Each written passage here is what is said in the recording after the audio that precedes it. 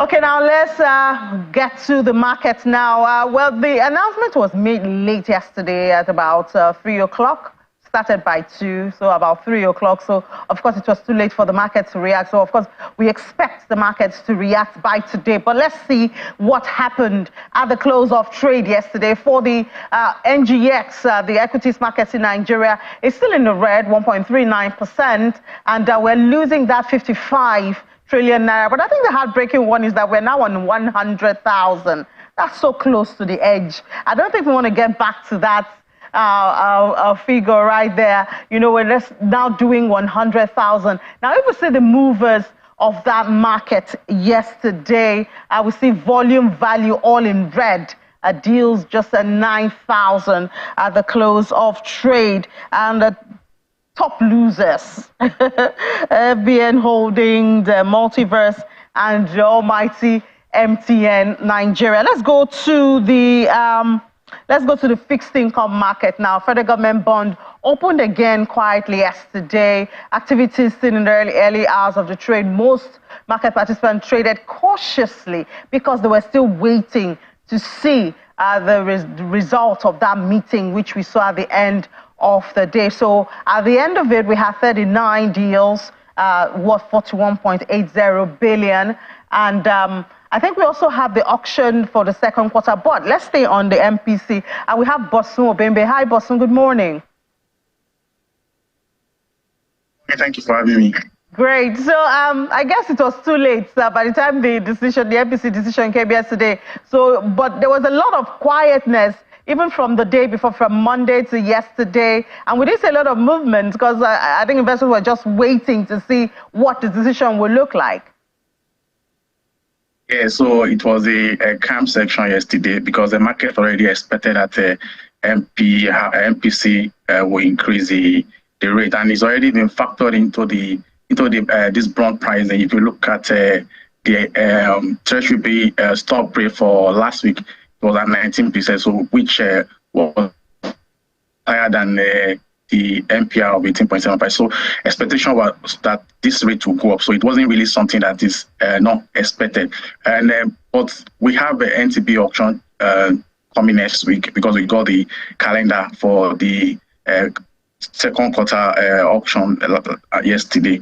So for what we're expecting, that based on the trend, what we've seen is a DMO usually oversell. So we expect that because the MPR is the transmission mechanism for all rates in the market. So we expect that at the next auction, next week, we have about 361 billion maturing, which DMO will roll over. And based on trend, they will oversell as well. So by the time they oversell, we'll see the impact of this movement in rate on the stop rate. But if you look at the yield, currently we're at the 23%. So there is a need for a little uptick maybe next week. What about FAC inflow? Is that impact over?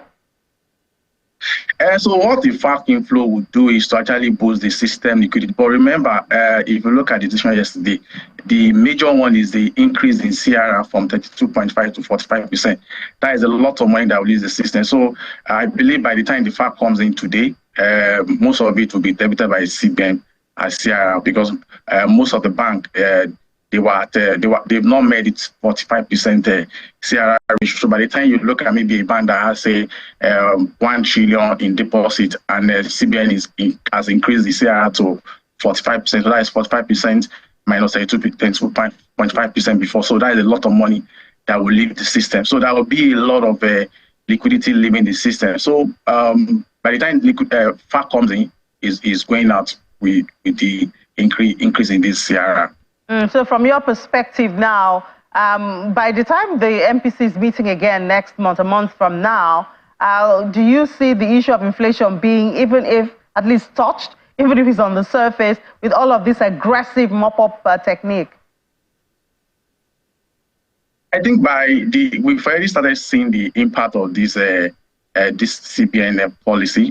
You know, the objective is to actually target the inflation and to address the instability in the exchange rate, which at least from what we've seen some interest from the foreign portfolio investors. If you look at the exchange rate, before now it was trending as 1718, but yesterday there were a lot of clients looking to actually offer their fund at a 16 level, so which was something unusual before. And most of these guys, what they were using this money for is to buy Treasury B, which are getting at 18 to 19%, which I think they are comfortable at that level. So by the time the FX, they bring the FX.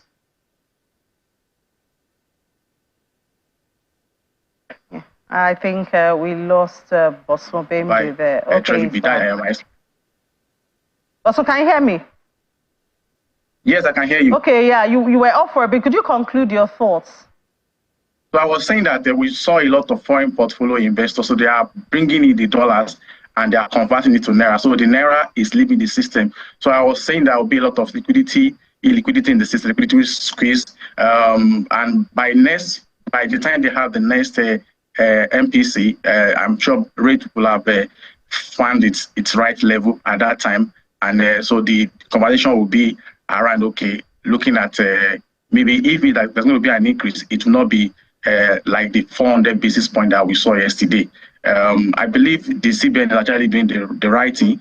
The only thing left is for the fiscal side to do their own portion. I believe the CBN, from the monetary side, they've done their own part. So the fiscal side has to do their side too, to address and control the inflation.